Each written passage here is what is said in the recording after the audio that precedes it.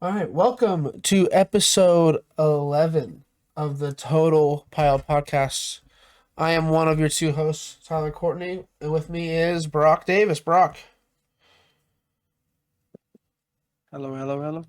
Anyway, so today we're going to go over um, the announcement that is taken over the internet. I think there's a lot of positive changes and negative changes with this new world's format invite structure, and we'll be diving deep into that. And then, as we're recording this, the Malaysia Championships have ended. And so we'll quickly go over that because they're still currently in our current format, which is not the world's format, but it's still pretty cool. Um, and so we'll briefly discuss that. And then anything else we can think of, I think mostly just cups and challenges this upcoming week have started. I know Toronto had one of like, I want to say 60 or 70 people. Um, and so it'll be very interested just to take a look into that more in depth. Like, will the hype from a new season already begun before Worlds like it normally does? It's already back in full swing. So, um, Brock, how was your weekend? How was your weekend? You play Pokemon? What'd you do? Uh, there was like a so I coach a bunch of juniors and seniors, and their parents kind of threw like it wasn't just me, but like everyone that like helped out throughout the season. They threw like a not a party, but like kind of just like a get together to like thank all of us and to like celebrate the kids who ended up making worlds, which we had like four from last season or this season, last season, actually make it to Worlds. So it was cool. It was fun. That's awesome. Definitely um celebrate the wins, Like there's nothing wrong with doing that. Especially with such a big accomplishment at such a young age. Like those are memories that'll probably stick with them for a lifetime, even if they don't continue playing Pokemon as a hobby or whatever. Like, oh, hey, as a kid, I was a world championship qualifier. I mean, that's just cool to think about. Yeah. We'll just hop right into it. Speaking of qualifying for worlds, I believe it was Wednesday of last week. The same day we talked about the rumors on the pod, the actual qualification format was posted by Play Pokemon for the 2025 World Championships, which I don't believe we know where it's at yet. I think the rumor San Francisco, or like that was like halfway confirmed, correct? That was next year after. Oh, it's 2026. Yeah. Either way, we have a brand new structure. I think we're just gonna take this bits and pieces at a time and kind of give our own thoughts. A couple of them go together, a couple of them don't. They have changed the overall structure, but also they've changed the structure of regionals and how top cuts work. They've changed the rounds per day based on players. They've also changed pack pricing. So a lot of cool, interesting changes. And like I said, I think some of them are positive, some of them are negative, and we'll get Brock's thoughts on them as well. And we also have a schedule. I think this is most of the regionals until the end of the year, which is super cool that it's finally confirmed. No, this is just cute. Yeah, this is just Q1, but which is until December 13th is the last one listed. So I don't think they'll have another one in December, would they? We'll get to that when we get there. But either way, so let's start off with the beginner. So starting in 2025, for the TCG, and obviously this also affects Go and VGC, but we're not either of those podcasts. Starting in 25, the system will be a top player percentage. And so the way that works is the top 75 juniors in CP or championship points will make it to Worlds. The top 100 seniors will make it to Worlds, and the top 125 masters will make it to Worlds for US and Canada. Those numbers are the same for EU as well. And then Latin America will be the top 50 juniors and seniors and top 100 masters. Then Oceania will be the top 10 juniors and seniors, and masters will be top 20. And then Middle East and South Africa will be top 5 for juniors and seniors and top 10 for South Africa for top 10 for masters. Essentially making this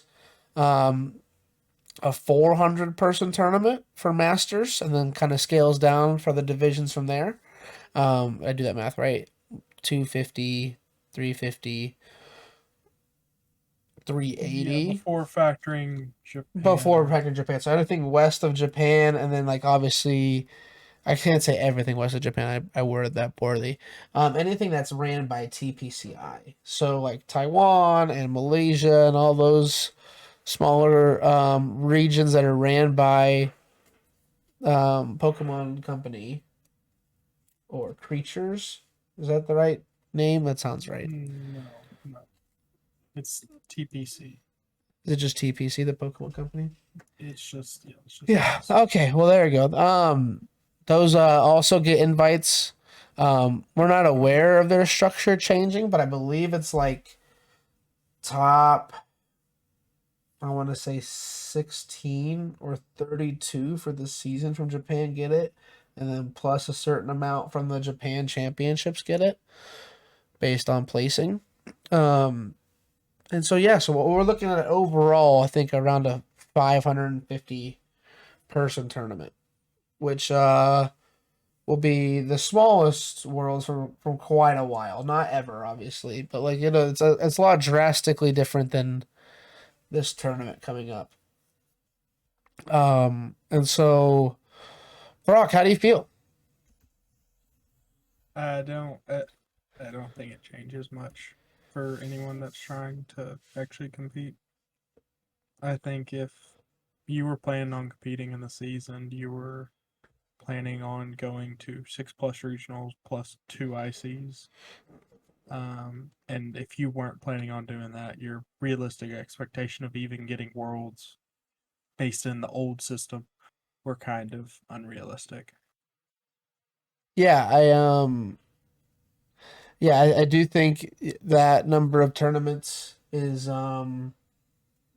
especially required for this one, and that's at a minimum, I would say, right? Because say you only go to those 6 regionals and 2 ICs, and you don't place at 3 of them, then there's I don't think there's any chance you'll make No, 125. you still have to play well to You qualify for still have to worlds. play very well.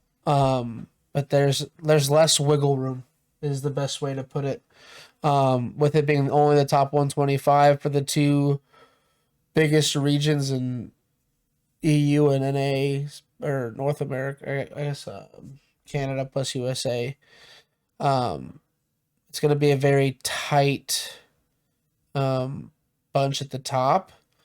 Um, and then that comes with the next thing. So the best finish limit and why Brock said 6 regionals is because that is the best finish limit for this, which is the same as this current format.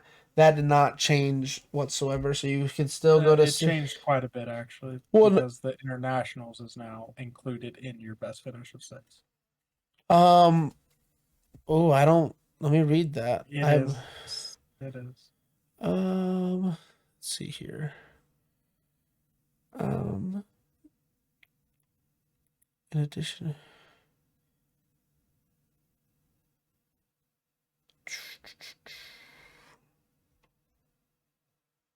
Biggest cash prizing. Where do you see that at? Are you on the website? Right next to it, it said internationals and regionals BFL of six. Um, I thought that was still separate though, so you could still go to all 3 No, ICs and get so it'd be 9 you results. you no, it's 6 regionals.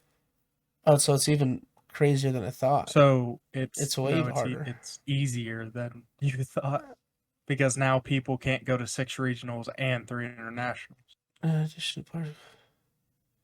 So where it says regional and Yeah, I see special, that, but I'm trying to read and where it then says that it international BFL splits. of 6. It doesn't split. It's the same. The BFL of both are 6. Yeah, so yeah, that kind of stinks because the people who can go to all three. That's when I first read it, I read it as you could do the nine. Because it This doesn't. It, I very mean, clearly says that you can only go to 6 between the two. and pricing. Um, trying to read here real fast. Um, Champions points are over. They don't. Yeah, they just said it's the six. Yeah, so it's yeah. So as I'm reading here and Brock is informing me, it is. I mean, it is. It sounds like that is correct, and it is the best finish limit of six total between regionals and internationals based on how this graph looks. Um, and they don't really necessarily word it in any typed out form because this current format we're in is six regionals plus three ICs. This is just the best finish limit of six. So you can go to all three ICs and your best finishes from three regionals, and those are your six. Um, and that definitely is a bummer if you can't go to all three because the points are definitely still favored towards the international level over the international level or over the regional level. And I know Brock, you're planning on going to at least two. We talked about you going to Europe and obviously NAIC, so hopefully that can help boost it over the top there for you this coming year. Um, any chances of South America? It's just too expensive for me. Yeah. Is it in Brazil again? Yeah, it's Sao Paulo. It's the Sao exact same Paulo again. spot. Yeah. And we will link the Pokemon website in the description of the video, just so you guys can see all these graphs and points totals and whatnot. But there's definitely an advantage to anyone who can go to all three, because for an example, if you finish 65th, or sorry, we'll go if you finish top 64 at an IC, you get as much as placing ninth at a you get almost 100 more points than the Yeah. finishing ninth at a regional. As long So as they have internationals, that's you're always gonna get more if you go to those. Like because there's no good way of doing it because yeah, there's like 50 potential regionals that you can go to if you traveled all around the world, but yeah, there's only 3 internationals. So like point payout has to be that. Like no matter how you do it, but also this allows it actually lessens that. So if you can't go to all 3 internationals, which most North American players can't. Like yeah, I know from Latin America last year, there were only I want to say 40 Americans that actually traveled there. yeah. Travel down. So this way, when in the old system, you got 6 plus 3. So like it was a much higher ceiling. With this one, it's 6 combined. So like if you miss internationals under the old system, that's 0 points. When under the new system, it's just an asterisk point. Like you might not fill it with as many, but at least you get points towards it. And the person that that It's can go to all 3 and go to 6, they can't just leapfrog that much more. They'll still leapfrog you because yes, the point total is like 64 to ninth. Yes. But you can actually get a finish there when in the old format you just had a 0. yeah. You're trading the spaces between the two, right? Say, because Yeah, you're picking your 6 events that you get points at, not just, exactly. hey, it's 9 to 8 type of thing, which is kind of cool. Or 9. It would be 9 to 6, but yes. Well, I'm assuming the person from NA went to NAIC at least, so it'd be 9-7 or 9-8, depending if they went to EUIC or not. Because there was a good amount of North American players at EUIC, but like again, like it's just like comparing the two in that scenario. And that is kind of cool about this format. It's everyone's best 6 finishes. I just wish. I mean, I understand the prestige of NAIC. I feel like you could have balanced out the gap better because with how the size, like for example, I think there was only how many people at um LAIC. I'm pulling it up. I So have you're like every tournament gives a different amount? no. I'm just saying I'm kind of comparing the amount of people at LAIC this year to a US regional, just like people wise. Not past 6 months. Let's see here. LAIC had 1,263 players this year, last November. And so, like, I wish the point structure was more balanced, right? Um, and like you could people from LAIC could also argue it the same way in their favor, right? Because not all of them can go to NAIC. So where is their Exactly. equivalent of NAIC? Um, but yeah, that's part of the game now. Like, and even LAIC was won by Juho, who traveled from Finland to play. Europe. Yeah. Yeah, he's in the EU region. He played from Finland, and as we remember, he played Maridon. Yeah, because Turbo Iron Hand was out. Yeah, he went with Iron Hand. Yeah, am I remembering that correctly? I have no idea. Oh yeah, I have it right here. Yeah, he went with Maridon with Flaffy. He beat that Entei Valiant. This is the first tournament with oh, Yeah, what was the set? he beat Noah Sawyer, who's from Knoxville. Yeah. Yeah, oh my god, it seems like a lifetime ago at this point. Um, yeah, so I wish the point system was a little bit more balanced because that would then affect. But how would you balance it? Um, Because I like think I would just the thing shrink the is gap. these these people are also fighting for the world stipends and the world's day too. I agree, but They're not just fighting for like their world's invite in their local region. They're fighting for their invite or their world stipend against everyone in the world. um, I no, because they're. I mean, I think that's the old format stuff, right? I don't. It doesn't really talk about stipends in this page, does it? I don't know what the No, because stipends are on they this new don't page. release the stipends until the stipend is relevant. Right. Yeah. So we'll see if they change the stipend system at all. I wonder if it would be a location based stipend now because this current system that we're in now, it's top 16 in the world, right? Get stipends, or is it per region? Per region gets an award. Okay, so if it's per The region, then and then the top 16 from the world get another award. right. Yeah. They get Exactly. two So awards.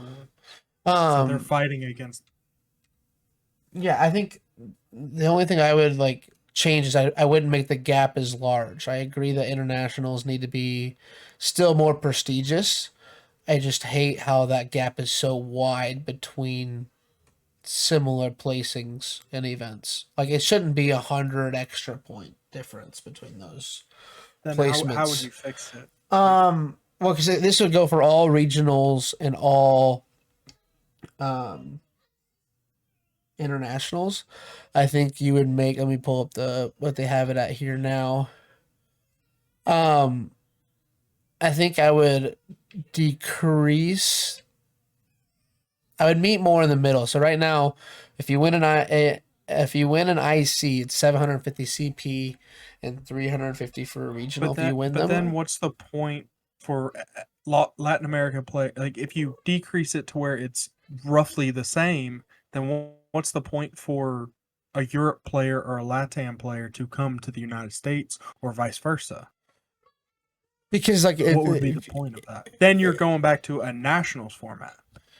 and like I guess it's not a bad thing in a way, but like I think the biggest thing for me is like the top at an IC, the top four now will be guaranteed in this new format instead of just the top two. Yeah.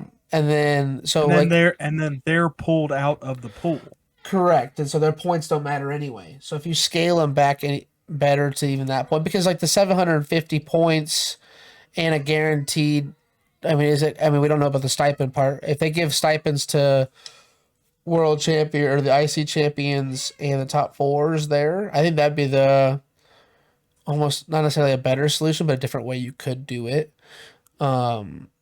Is that's how you earn stipends if by that placing, and then limit the amount of worldwide stipends you have, right? Because if we're giving stipends per country anyway, why are we additionally adding a world ranking stipend? Because that, so you're worse. I mean, if I understand this correctly, that means Brent Tonneson got two stipends and a guaranteed invite to Worlds from his regional win this year. No. Yeah, because he You don't won. get a stipend for winning a world. I know, but to win a region. I know, but he got the stipend for finishing top 16 in OC. Yes. You got a top 16 for finishing It's the top world. 8 in OC, but yes. And then he got a stipend for finishing top 16 in the world. I believe so. And then auto qualified from his regional win in Europe. Yes. Yeah, I think. Yeah, I don't know. I think there's a better way we could do that. I don't know if we just do get rid of the second stipend, maybe. It does like Then there's no point in competing against each other at a certain point. Like that would de-incentivize traveling for these top level players. I mean, like you could argue also that I mean, for Australia, it de-incentivizes it as well already, just based on announcing it, because like the top 20 in was it top 25, top 20? We go back to the TCG thing here. Like most of the people in Australia aren't going to be able to travel to the amount of regionals needed, and for only let me get the number right. Only for 20 masters to get in. I mean, because and this is maybe just ignorance on my part. I don't know how many Australians traveled as many events as they do. I know it's like the Brent Tonnesons, the There Natalie was only Millers 17 masters from Australia that qualified this year, right? Yes. So that means three who didn't travel as much as the others. On top of that, will make it in. I don't know. It's more of a in the middle ground there. I mean, hopefully they get another regional in OCIC area, Australia area, with this change Nobody wants happens. to put it on. That's the thing.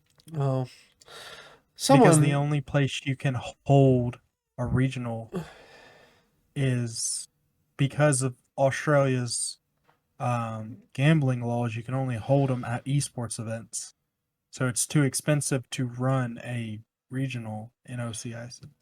yeah, OC. because they've done Perth, Melbourne, And they're all held Sydney, at and one more place. I think there's one. they're all held at.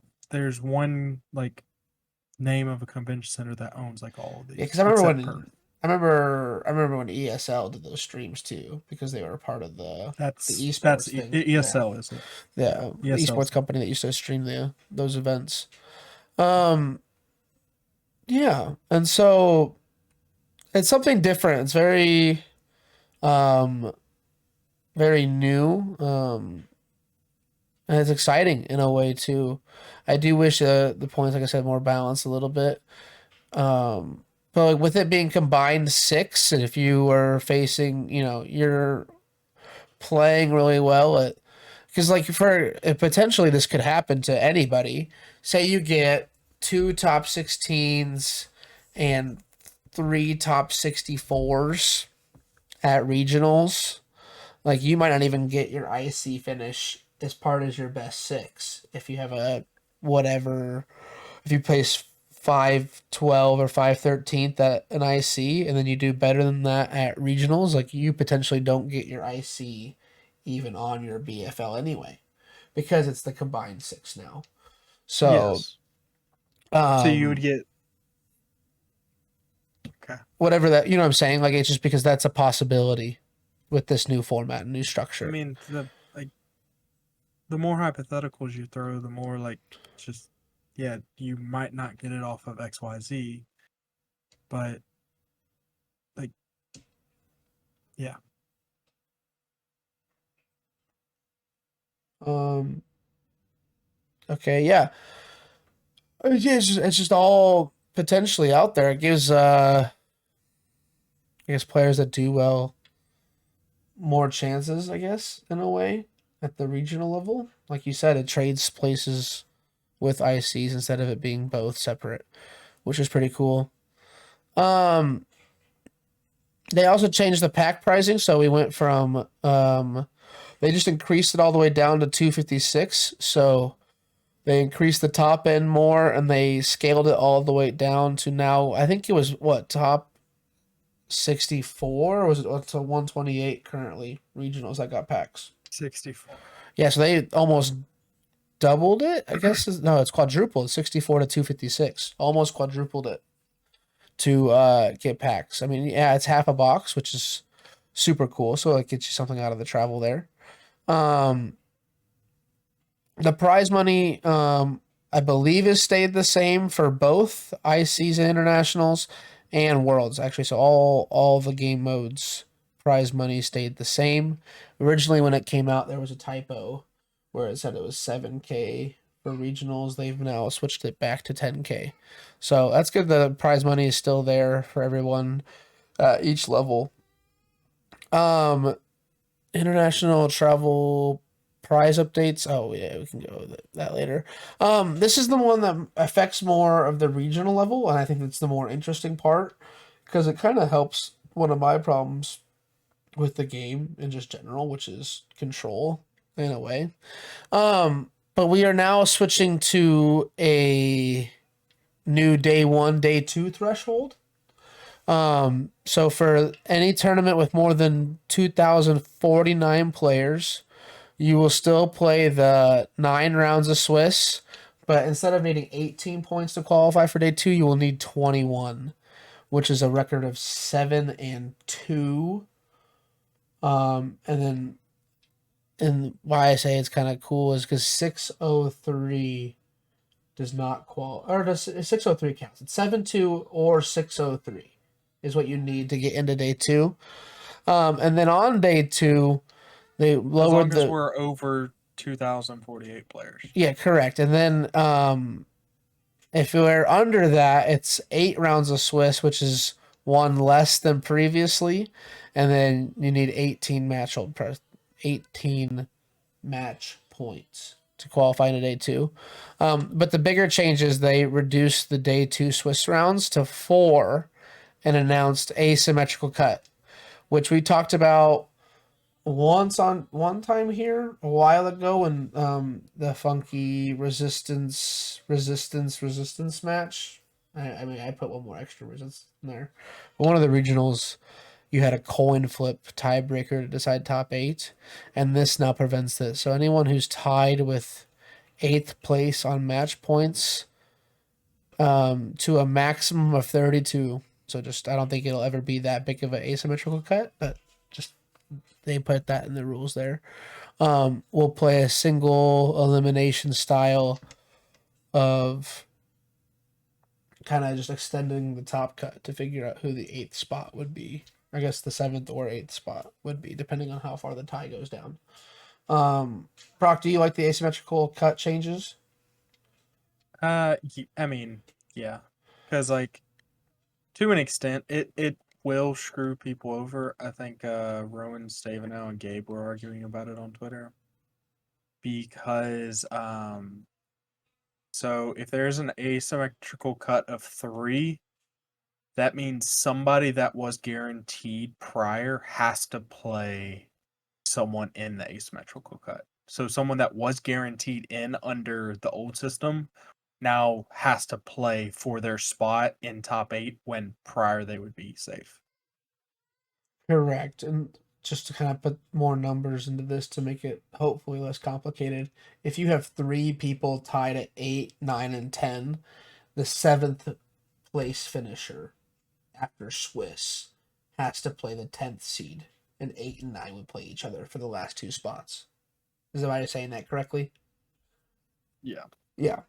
And so it makes it more of a bracket style there, and that would stink to earn your way into top 8, and then you would have to then earn it again potentially. And then I don't think, and this is might be above your knowledge too. Would they have to play again to determine who is the 7th seed and who is the 8th seed? No, it'd go based off of either resistance or It would be based on their original seeding going into the asymmetrical yeah, cut. So say yeah. Because they've done this exact system at Worlds a couple times. because say the 8th seed and the 10th seed won. That means in top cut, the 8th seed would be the 7th place seed, and the 10th one would be the 8th finisher. Sounds right. It sounds right. Cool. I understood that correctly. Let's go me. And so I like this change a lot. I think the biggest thing, a lot of people are not are liking a lot is the overall less rounds. Which kind of seems like a bummer when saying it out loud, but 8 rounds of Pokemon day one is still a ton of Pokemon. And a lot of these events aren't finishing until 7 or 8 o'clock at night and starting at 8 a.m. in the morning. And so I think that is a good change overall. And then the points threshold to match that just makes it a little bit harder to make it into day 2, which then will increase your overall CP placement. If you can consistently day 2 more, you'll get more points at the end. So you still have to play well to get the more points, and now they've made it harder to qualify into day 2. Best way to describe it is I think we had day 2s at almost 300 players this year. Am I right in saying that? I know of one had at least 250. I don't think we ever hit over 256. I think if you made day 2, you were guaranteed top 257. Okay, we have to look into it. I think you're right as well. I know it was close to 250 one time just from watching it. I know at Indy we were at like 217, I believe. Yeah, so it was like it was really high, but it wasn't like this will reduce the amount of players by that. I wouldn't say by quite a bit. Probably like 50 players or so less than the normal will make it into day 2. Probably like the 150 to 100 range, right? Because if you're mathematically eliminating all the 6-2-1s. I think like the regionals we get like 250 or 2,500 players will have very, very small day 2s. Yeah. I think But like your day 2s at like 2,000 players, I think they'll still be quite large. it's a good watch because like I wonder how that. Yeah, that's a good. Well, I think I get what you're saying, but I'm wondering how that one last round won't impact it because you have to get a record of 6-2, right? Because so the 6-2 is not as big of a difference because like I was 6-2. My last 2 day 2s, I was 6-2, and then ID'd in the last round. And right. like there were like 40 of us, 40 tables of the IDs at that point. Right. So like a lot of your day 2, like your 6-2-1 day 2s were 6-2s. So under the old system, it's the same thing as the new system, but you just go in with a greater chance of making top 8 at the 6-2 compared to the 6-2-1. Right, you do get a better chance of making that too, but like also in that scenario you just listed out, all those games you just mentioned would have to play it out, and then so like 40 of those Not at people 6-2. No, because 6-2 is the last round. You wouldn't because it's only 8 rounds, so you wouldn't be able to have that extra buffer. Most of our regionals will not be above 2,400 or 2,048 players. Right, and that's what I'm saying. So like you would have a 6-1 record going into the last round. Yeah, and you're already guaranteed day 2 at 6-1. Oh, right. So we're talking about the 5-1s now in this scenario. 5-2. 5-2s, and which you could not ID to go into cut like previously. So in your scenario, they had 40 people ID into day 2. You couldn't do At that 6 anymore. at 6-2. Right, and you can't ID into day 2 now at 5-2. Yeah, So, sure. right, because like then those because like at some point there will be a round where all of the 5-2s and 5-0-2s, like 5-1-1 doesn't get you in anymore. That's what I'm trying to say. No, So there's like no you have to like play it out more. under this new format. There's no tying. Like a tie's a loss. Yeah, ties a loss, which is why I mentioned the control thing at the beginning. This helps out. It just lessens the incentive to play control. But like that's far from the point. All I'm trying to say is like um it's harder to ID into day 2 than it previously was. You're more likely that you'll have to play out all 7 rounds to get to a 5-win mark and then still have to play that last round out. Yes. Yeah. So less IDing into day 2, which will drastically decrease the number of players, in my opinion. Because like you said, 40 people and I think you said Indy ID'd into day 2, which mathematically you can't do that as much. And so you'd have 20 less players probably not make it into day 2. So they would lose that round or win that round. Yep. Cool. Same page. Love it. I'm sorry I wrap around the long way around things here. It takes me a minute to process brains. I ask the questions that need to be asked. But yeah, overall, the day 2 switch rounds also reduced from 5 to 4. We will never play 5 rounds again. I don't think ever at a tournament level. I think you need 4,097 players to activate the 5th round in day 2. I think we're pretty set for a while on sticking to the 4 rounds on day 2 instead of the 5. Um, which makes day 2 more of a, I guess, a more fun environment. I don't know how I've never been in a day 2 before, but I think 5 hours of Pokemon in day 2 seems like a lot, and most of the time you have to play it out no matter what to get the best finish you can. And that's a lot of games on the Sunday. I mean, the people that are playing in day 2, they put in 10, 20-hour Pokemon days often. Yeah, for sure. For sure. And then the last part of this world's new qualification announcement is the regional schedule. We did confirm Baltimore got one, Louisville got it. Sacramento, was that on the rumor list? Do you remember? It was? Oh, the rumored? I have no idea. I can't remember. But Sacramento, Louisville, Baltimore, and Toronto are the first NA. I almost said NI. NA confirmed regionals. Well, we also confirmed some for EU. We have Dortmund. I think it was Lille. We're going back to Gdansk, Stuttgart, and then for Latin America, it's Bogota, Buenos Aires. Do we have Buenos Aires this year?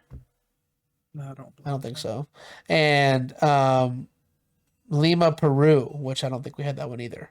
So every region's got at least 3 regionals in Q1, which is super cool. What's the green indicate? Oh, those are special championships are noted in green. So those are all 3 special championships in Q1. And then there's some other regionals also in Brazil as well. There's one here. Yeah, there's one in November in Brazil. And that's the only one. So there's 3 special events in Latin America and 1 regional in Brazil, which is kind of cool. That's a lot more than this year, right? I have to go look. They had a bunch of them at the end of the year. This is just earlier in the season. They've spaced them out better. Yeah, they had because I believe they had 2 or 3 at the very end. Yeah, because I can remember. I want to say it was Mexico City. It was no, it wasn't Mexico City. They haven't had one in Mexico City in many years. I'm gonna filter this here. Region, Latin America. Apply.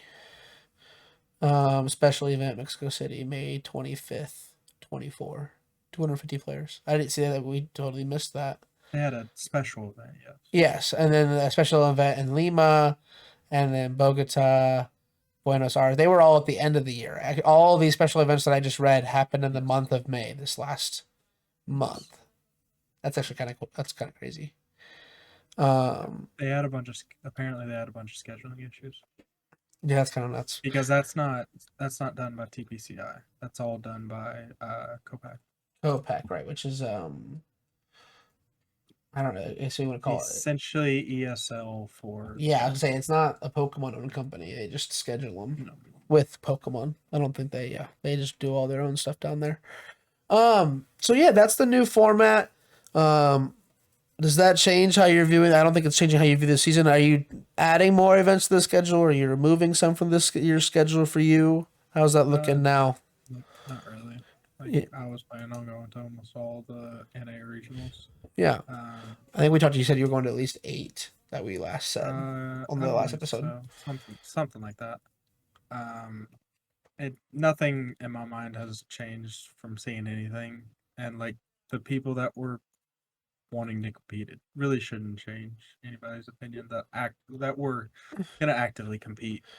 Yeah, I think this just scared off a lot of the people that were like, if it was the old system, they were gonna at least give it a try for the first few months, which happens every year. yeah, Except this year, since it's so different, all the people that like were gonna give it a like at least a go or at least a try.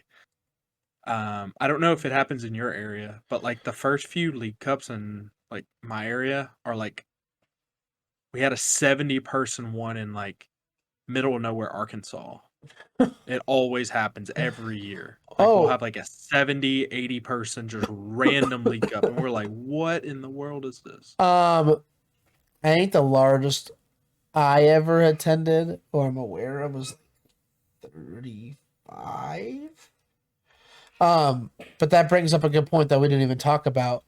Um, in this year's 2025, they did reduce the best finish limits of challenges and cups from from 6 apiece to 4 apiece. So essentially taking off potentially up to 130 points off of your BFL. But with the changes from a CP requirement to a top 125, like I don't think locals is going to swing that by an incredible amount. Probably, you have an opinion on that? I don't think it's going to, in my opinion. I don't think it's gonna swing anything, but like I guess it could I think affect the 125 area, right? yeah. So my opinion on this, as like I did max out cups and challenges last year. So from my perspective, it's not really gonna change much because the people that are maxing out cups and challenges would max out cups and challenges if it was 4, if it was 6, if it was 8, if it was 10, if it was 12. They It were didn't doing matter. yeah, regardless. They were going to grind as much as they had to max those out. So like honestly, for the health of the game and the health of your player base, especially your high level player base, I think this is actually a positive thing, even though most people will look at this as a negative thing because it's like less overall points. Yeah. Because now, as someone who's chasing worlds this year, I don't have to travel to as many League Cups. Yeah, Like, as long as you get your 4 placements, you're good. And that's or as long as I get my 4 wins, which Is- is if you're chasing the 125, you should be chasing 4 wins. right, for of sure. each. Like it's not really you're chasing them; it's like you're playing cups until you get your 4. And like we talked about it during your breakdown too. Like I think you went to a total of like 40 events this year, which is crazy to think like about. 16 challenges and like 20 cups. Well, I guess I was just doing it by weekend, but you were playing Pokemon 40 out of the 52 weekends of the year. No. Yeah, because like no. if we're doing it like on average, because I went to a bunch of double. Right. I went to a bunch of double cups. You're doubling up on the the same because like we have one in Lincoln where they do their cup in the morning, and if you don't make top 8, you can play in the challenge for the month that afternoon. So like yeah, it's like I get how the split kind of works in that favor. But essentially, if you average it out to one per week, you're almost playing 40 weeks or equivalent to that in the year, which is crazy. I could never do it. I don't want to do it. I'll leave that to you if you want to play 40 weekends this year. Um, I think, and I just noticed this in the graph too. Did they increase the kickers for leagues? Is that crazy for me?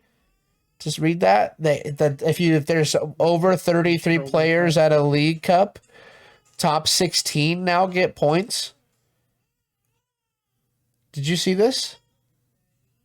I'm scrolling to it. No, you just go to it for me because that sounds new to me when I read that as we were talking about it. So that's kind of cool. The 33. Yeah, no, the number is lower. Yeah, the number's a lot lower. No, yeah, but like even just the 17th, the 9 through 16. No, that's always been there. That's always been there. Maybe it's my league cups are that Yeah. big, so I didn't even think about it. No, because I got top 16 at a cup this year that I got replaced very quickly. And you got 20 points off that? Yeah, but it got replaced like the same weekend. No, then that's fine. I'm just saying because we don't have cups that big around here. So I got 4 points from a top 32 challenge once.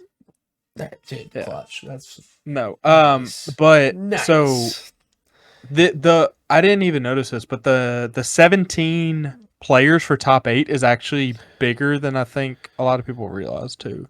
At least for my area. What are you mean like 17 players to get a top 8? Yeah, because like Where's that at? last year it was 21 is the kicker of participants. 17 Kicker 5 through 8.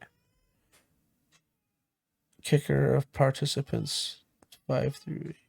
I see. I It's guess 17 now Oh, compared to 21. It was 21 last year. And So like because then you would only cut to a top 4 if you had 18 people. Yeah, we had I won that happened a ton here. I won 2 cups that I had to go 4-1 even though I won my first 3 rounds. Yeah. Which under this I would just double ID. But that is not like, nice. Yeah. I went 4-0 at one cup and then I intentionally I gave my opponent the win to bump them into cut. And at another one I had to play all 5 rounds because I was trying to bump somebody out of cut, so I went 5-0. So like this is actually really it's not that big of a deal, but it's a bigger deal than it's more Pokemon. It's more it's a big deal at the local level, I think. Yeah. Because like I can name you half the cups that I attended, which is like I think 4 total this year. Not a big deal. But half of them had like 19 players. And so we had to cut to a top 4. And so you could rarely only one person could really ID into that top 4. But if you're playing the top 8 and almost half the player base gets into top cut, then you could ID the top 4 players after round 2 and almost guarantee in, maybe round 3. No. It's 3 rounds or 5 rounds. Or it's 5 rounds. It'd be 5 rounds. Yeah, so top 2 tables after 3 rounds can double ID in. Kind of like what you were saying. Which is actually because there was a cup that I had to play out. I made the top 4 cut, but I couldn't ID because it was a top 4 instead of a top 8. I could have had Jimmy Jones. That'd have been sick. I ended up getting second at that cup with Roaring Moon. The old one, the turbo one, before the Dunsparce was out. Shout out to Drew for beating me with Sablezard. Classic. Okay, anyways, so yeah, that's super cool for the local level. I think the local limit, even though they reduced it, and we kind of talked about this in our preview last week, I don't think this matters as much because of how they changed the top end of the invite, if that makes sense. If it was still a CP requirement and it was like 700 points, I would be bummed that they reduced locals. But because it's X125, I don't think this matters as much. Because like I think, like you said earlier, with it being X125, I think people either want to go for their Worlds invite and will do it, or they'll just go to their 1 or 2 events and have fun and hopefully win it, or whatever. And then based off that result, go to more regionals, if that makes sense. Say I go to Baltimore and I get 6th, which both those things aren't happening. But then I would be incentivized to use that prize money from getting sixth to try and get more, to try to get 6 finishes at regionals and ICs. And that's kind of what I'm trying to say. If that makes sense to you, Brock, that's unclear. Yep. Cool. Sick. All right. That kind of wraps up that. Quickly we'll go over the Malaysia Championships, which has happened this last weekend. We don't have all the decks. And I'm just pulling this straight from YouTube, so I don't even have the full top 8. But we do know that Chen Pao won the entire format, which was not on anyone's radar in NAIC. I think Nick Moffitt was the top finishing one with like 14th or 15th, if I remember correctly from NAIC. But it won this whole event versus a Lost Box deck. Not sure how similar or different it was to Andrew Hendricks, but it did beat that in the grand final, so that's super cool. And then I know the top 4 was also. Sorry, this kind. I mean, not a spoiler, I guess, but a Chen Pao mirror was in top 4 on stream, so there was at least 2 Chen Paos in top 8. And because we haven't talked about it in a few weeks, what are your thoughts on Chen Pao and how is your meta game looking out right now for this next month of cups? Like I think Chimpao's in a solid spot. Like I don't like the only thing that stops Chimpao from doing well is if the player base is gonna play it or not. Because Chimpao is just when good players are playing it, it's one of the best decks. When good players aren't playing it, it's just kind of there. Yeah. Because like that's the only thing that drives Chin Pao up or down. Like when Reagan and all of them were all on it, like everybody knew, like always feared Chin Pao, always were prepped for Chin Pao, but like once they kind of moved off of it a little bit, everyone's like, well, maybe Chin Pao's not the best. That's just kind of my whole opinion of Chin Pao is like when good players play it, it's really good. When good players don't play it, it's just an okay deck. Because the skill difference in a good Chin Pao player and a great Chin Pao player are very, very vastly different. Yeah, and have you played it yet? I know you talked about it last week, a little bit of playing decks that you weren't playing over the seasons to improve. I haven't played nearly any Pokemon. Yeah, and I've done some coaching sessions with it, because the main junior that I coach, the one that got top 8 at LA, he is playing Chin Pao to Worlds. So we've been playing some games against it. But like I'm playing like Zardnor, the new Zard Dustnor deck against him. We gotta and get it's cooler like not, names. I mean, We need cooler names. it's Zard Dustnor. Like it's not really a fair matchup for him. So it's because you can take like multi-prize turns and it's just like, And you can just hit the barrel for 13 damage counters and then take out Yeah. your active. Yeah, that's tough. I mean, obviously, like juniors is juniors or seniors is seniors, but like, any thoughts on pivoting because of that, or no? He No. kind of just what he's comfortable with. He's gonna roll with it. It's the biggest difference between and like any of the top level seniors and or coaches of seniors will tell you this. At least in the senior division, like there comes a point where all the kids are good enough to where it doesn't really matter what you play because they all know how to play against the thing. It's picking whatever deck you're comfortable with and like trying to figure out if there's like a card or two that you can change to make that matchup better. I think Yeah. there's a couple cards that you can add to Chimpao to make that better. If it's worth it or not, I don't know. But it's kind of one of those things where he's just gonna roll with it. If he does well, he does well. If he doesn't, he doesn't. Yeah. No, hey, it's about like we said at the beginning of the episode, it's about the experience of Worlds and getting to play in it. It's always nice to do well on it, but that's the pinnacle of Pokemon. It really is. And speaking of that, like I've been just playing on live a little bit. I've not played paper cards that aren't Lorcana in the past 2 weeks, to be honest. But online wise, the meta is very wide, and we have a lot of weeks to discuss the meta in depth. But with this being the first weekend, if you have a cup this weekend, we wish you the best of luck. I would take Gardevoir or Dragapult, Pidgeot with a 1/1 Charizard, kind of like Pram's list.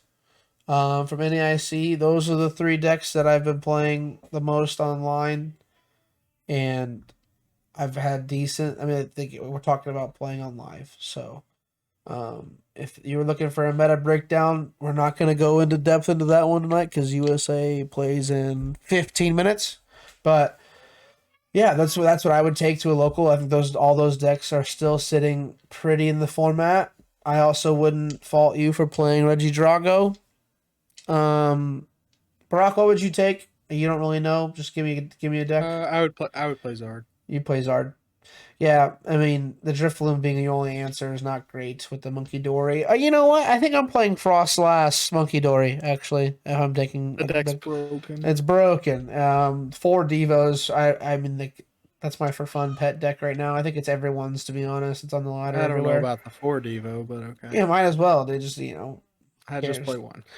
yeah, maybe 3. It's cool. Also, we'll just add this. I'm on Twitter to my right here. We'll have this be our closing thoughts. And we just talked about Charizard Dusknoir. From the greatest player on Earth right now, Tord Reckliffe just tweeted, reflecting on how I overlooked Fortress EX for Charizard before Dusknoir. A 2-card investment in a standard list is enough to blow up both Snorlax and control variants. Guys, watch out for Fortress EX in your Charizard lists this weekend because he's right. You could do 240 on turn 2, technically. That's gross. All right, and with that, I'm going to wrap it. Unless you got any more closing thoughts, Brock? I'm good. Don't good. Hey, have a great weekend. We will see you all here next week for a further meta breakdown and just how we're doing. We'll see ya. Boy. Dang, bro, you changed it like that, bro? You said boy? What the heck? Where's the piece at? Oh. Be aight. All right, I'm leaving it in. All right, man.